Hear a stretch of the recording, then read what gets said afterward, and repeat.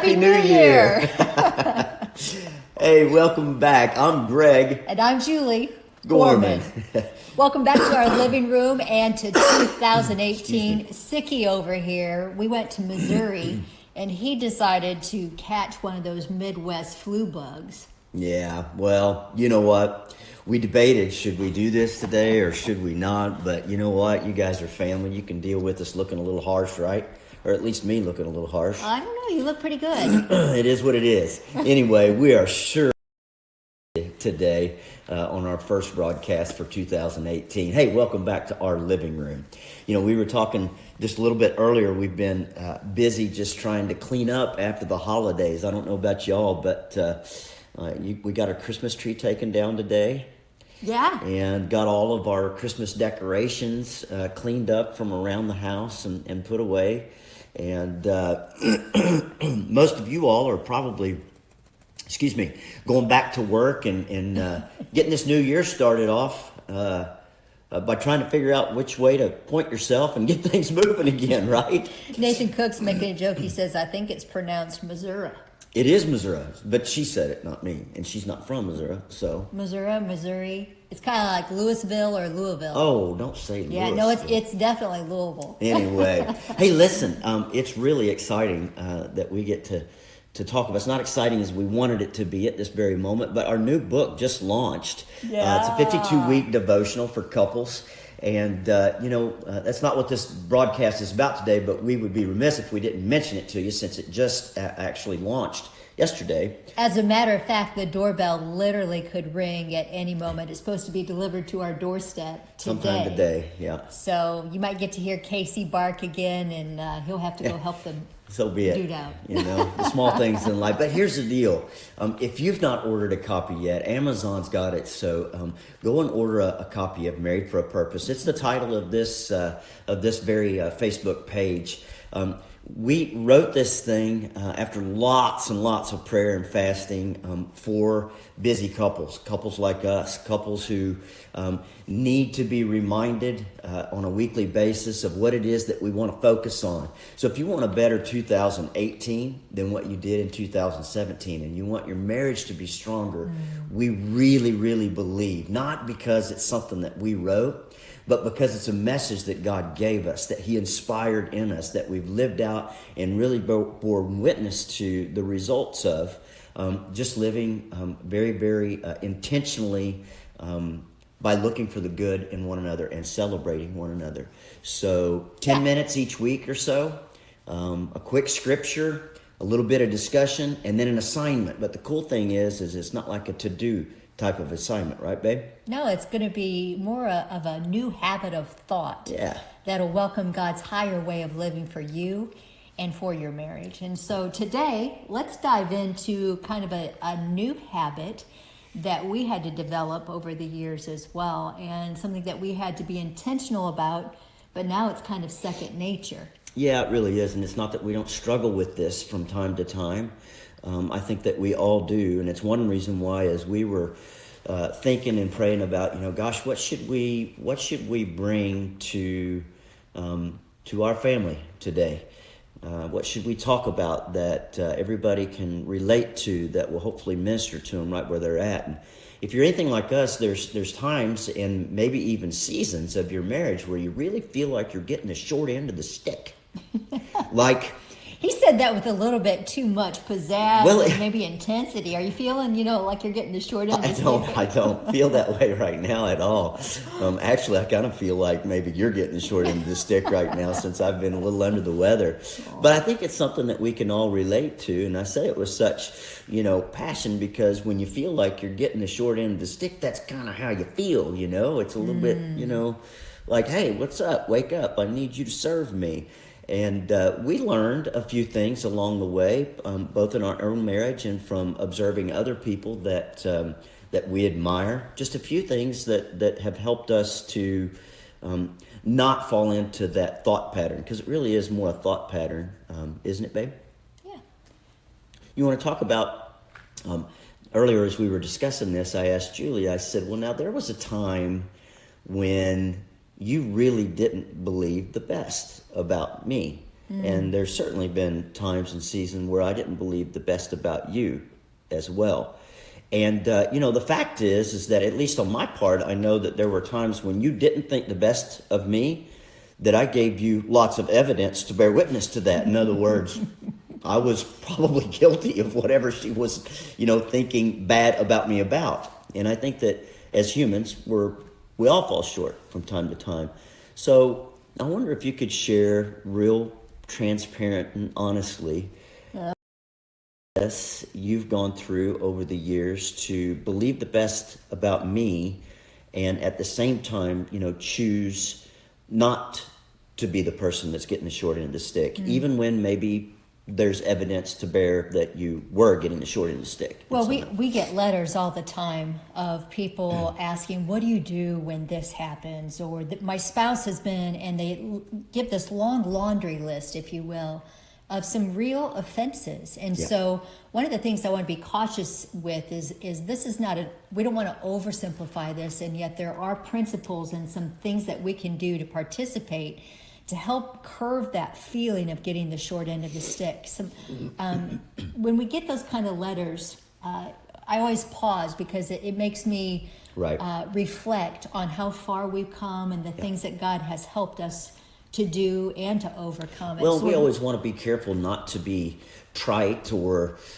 padded with our answers. It's important to us that we're very transparent and open, and that we think and pray about these things from a real practical standpoint. Because I think so often, and I'm a tyrant about this, I hate it, honestly, when people give me some kind of an answer that's really, give me something that I can sink my teeth into, something that I can really begin to do that will help move me closer to where I want to be. So let me take you back a few years. And when we first married, I had insane jealousy. I was extremely insecure, came from a broken background, physical, emotional, sexual abuse. So there was a lot of junk that I carried into our relationship, and you bore the brunt of a lot of those insecurities. And so with that, there were different things that Greg would do that would either feed those insecurities or not feed.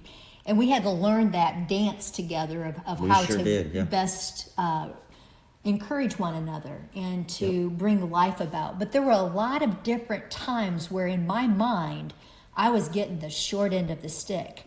I could give a list of, I had to stay up all night. I was cooking and cleaning and working full time and changing diapers and getting used to being a mommy and all of those things, and literally going on about 3 or 4 hours of sleep a night. All of which are factual, by the way. All true. Like for 4 years straight, I got about 4 hours of sleep every single night, and someone who liked about 10 hours of sleep prior to meeting. All of that to say, there were times where I really began in my own mind to make him out to be a real jerk. And he was not measuring up to all my expectations and all of what I really believed as needs. And so through all of that, when I fed that, it was amazing how much it truly is like what you think about comes about. True. You gravitate towards what you contemplate. So the more that I made you out to be a jerk, the more I made it out that I was the one who was doing everything, the more I found the evidence of that. And I think that that's the key. Yeah. One of the first keys that I had to gravitate to is if I had a negative thought come into my mind, I had to literally shut that thought off. I remember standing at our kitchen sink one time and I was washing the dishes. And I had, there was a particular offense that had taken place that I needed to forgive you about. And so when that came into my mind. Do you remember what it was? I don't right now, but I remember I was spitting mad. I was going to say, you can tell on me, I'm cool. Yeah. Well, no, I was probably, he went fishing like 5 times a week. Well, that's an easy guess. Yeah. So that was probably excuse me, sorry. He literally was fishing all the time, and he would say things like, well, I'm going to go do whatever I want, whenever I want. Who are you to? And, so we had a lot of grown up to do. But I remember standing at the kitchen sink, and here's what's important. So let me bring it full swing. I had to, the thought came into my mind again, and I caught myself feeding that thought. And the more I started feeding that thought, the more enraged I became. And so I just had to stop. And I remember literally like 4 or 5 times I said out loud, no, I forgive that. I let go of that. And I began to speak life over it. And I would not allow my mind, and every time it came back, I don't know if you've ever had that where something just keeps feeding in your head, and the more like you just can't, it's almost like a powerless thing. I felt powerless to it. But when I spoke no, I forgive Greg. And then it came back and I spoke it again. No, I forgive. I will not remember that anymore. And then I started to feed the positive. I started to say what a great daddy he was. I started to feed all of the things of how he had surprised me with a date. And I started to find the good. And what happened is it made that negative thought powerless. Absolutely. That's good. And again, I think for myself, I actually have learned a lot from you over the years about extending grace, because we all need grace. And if there's any one place in this world where we are obligated to extend grace, it's within the 4 walls of our home, and especially with our spouse, because as we've mentioned before, and thank you all of y'all for saying hi. Hi Pam, on Facebook hi Daniel, there. hi Yep. Nathan. Yep. Inside of the marriage relationship, we get to see each other at our best game, and then the truth is that we get to see each other at our very worst too. And if we're not careful, we can very easily fall into a habit of thought that will cause us to destroy our relationship, because you can't really have a great relationship when you constantly feel like you're the one that's carrying the load, that your spouse has fallen short, that you're superior to them in any way. It'll destroy our relationships. And we lived it, we did it to one another.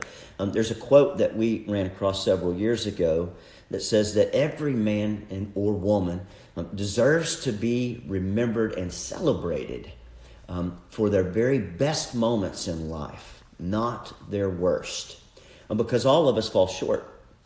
And I know for me, as time has gone on, when I have fallen into that habit, one of the things that has helped me really is to embrace this idea of grace. Just genuinely, like there have been times when maybe you weren't on your best game. Oh, I can't imagine that. Neither can anybody else, but believe it or not, it has happened. Yeah, maybe one time. Only in the briefest of moments, excuse me. No. But anyway, when I'm able to view you as a human being, not a human being whose job is to serve me, or a human being who's meant to meet my expectations, or fulfill my every need, then that begins the process of morphing. In other words, what I have to think of you as is a person, a real life person who is broken and has broken areas in your life. And sometimes it's actually helped me to, when I catch myself thinking, I'm getting the short end of the stick, or boy, she just really, whatever, fill in your blank. If I can ask a curiosity question like, oh, that's good. Yeah. I wonder what made her respond that way. I wonder what made you feel what you just expressed, or whatever. If I can break it down to like a real sincere curiosity question, instead of me lashing out, then it causes me to maybe retrace and go, oh, well, duh. I've been on the road, or I've been gone, or I've been busy, or I've been a derelict. Could be any one of them. Or the kids have been, particularly demanding, or, our schedule, or she hasn't been feeling well, or whatever, but there's usually a reason behind it. And it just helps me to view you with a much more gentle spirit, and to extend a whole lot more grace towards you in those moments.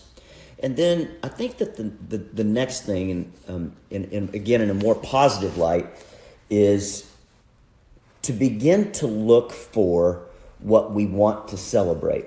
Right, babe? Mm-hmm. I'm right that ask a curiosity question because I thought that was really good. I think that it's easy for us to talk about, all of the things, that kind of the downer sides of it. But again, we really believe, and we have seen that you really do find what you're looking for. You gravitate, move towards, in other words, you gravitate towards what you contemplate, what you're thinking about. And so all of these things, if I feel like I'm getting the short end of the stick, I can find lots of evidence, inarguably, absolutely true. Right. Evidence as to why I'm right. I'm getting the short end of the stick. But if I choose to look for what I want to celebrate, like Julie talked about earlier about our relationship, about you as an individual, there is on any given day on our spouse lots more to celebrate than there is to take issue with. And so if we get in the habit, and that's what the new book is really all about, is a new habit of thought of catching our spouse and verbalizing those things, having a higher expectation both out of ourselves and for our spouse, then what happens is we have something as a couple, as each other, we can rise up to, that belief, that not like, I think belief is the key word, right? In other words, to truly believe that you're a good person, and that if you're having an off day, an off moment, or an off season, it's not because you just chose to wake up and whiz in my Wheaties, you know what I mean, on purpose, because the likelihood is that's just not the case. Yeah. So a couple takeaways from all of that, just to centralize maybe some things that you can choose to do and be intentional with. What helped me was to choose to serve instead of expecting to be served. Right. I loved what you said about asking a curiosity question. It's not like, well, what made him do that or what made her do that? It's not that accusation. Genuine it's curiosity of like, I wonder what's up with that. What's going on with, and that brings it to believing the best about one another. I remember early on you had planned a date. Yeah, this is good. And man, just to show you what he had to live with, he came home, he was going to take me out on a date, and what was going through my head is, well, because he feels guilty because he's been fishing all day. And I had this whole attitude. You could see my whole head wagging there for a second. Went right back there. And she did. She talked about my passion there a minute ago, But I did. I was just like, I was so mad that he was taking me out on a date. Now, how ridiculous was that? But I didn't believe the best about you. I thought you were just taking me out because you were doing it out of guilt rather than a genuine interest in wanting to. And so that when I began to believe the best, like Greg is taking me out, he's sacrificing. He's choosing to take me out, even though he's probably tired right now. It allowed me to receive a genuine gift or a genuine offering. So it's believing the best. It's choosing to believe the best. And then from that, serving instead of expecting to be served.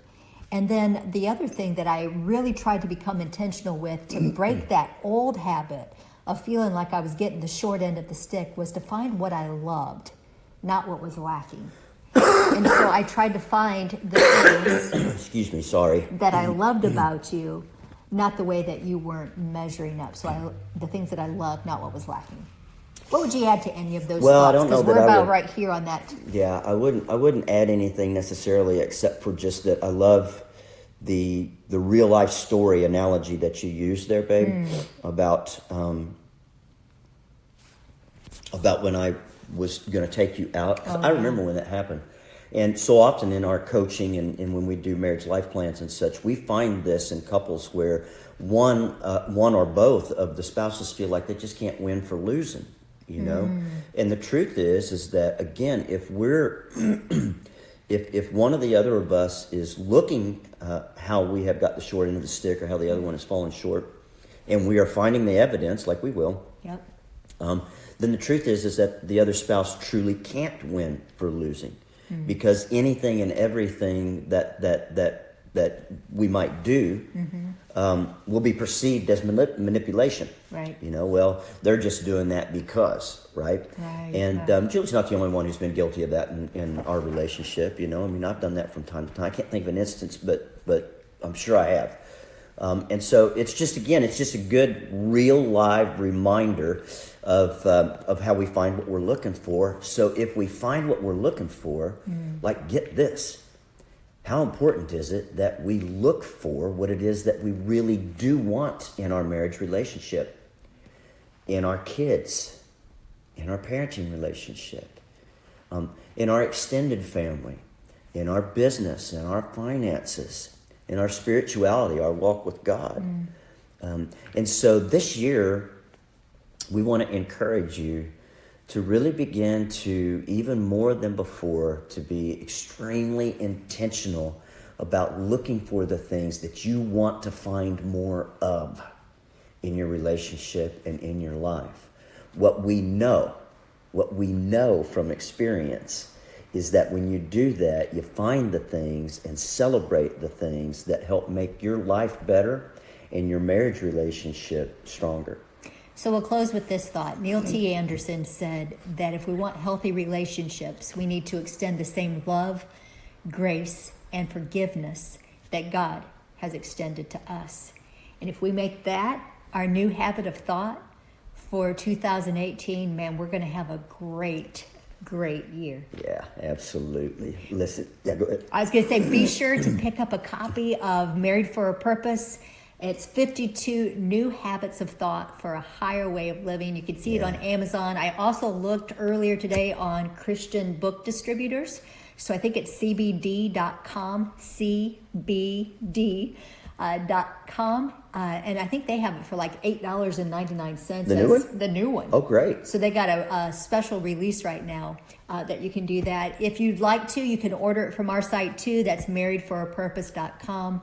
Again, we just want to thank you for allowing us to jump into your living room and for you jumping into ours each week. Bless y'all. Have a happy, great new year. It's going to be a good one.